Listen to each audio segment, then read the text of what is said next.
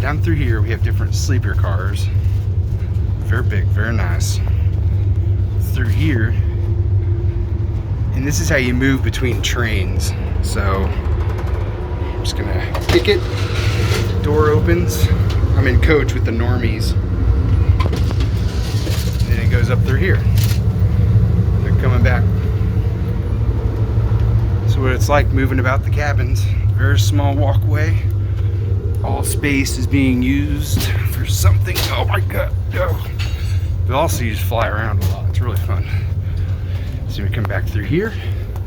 So we have trash, ice water. We put toiletries away. And then we're in the caboose. So walk all the way to the back. And this is what you can see. Start to get sick after a while if you look at it too much, but it's pretty fun. And you can flip people off.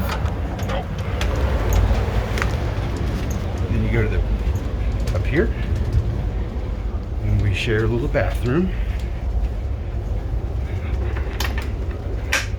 Whee. Locked in here, but pretty spacious little area. And they have Febreze for people like me. You know what it is.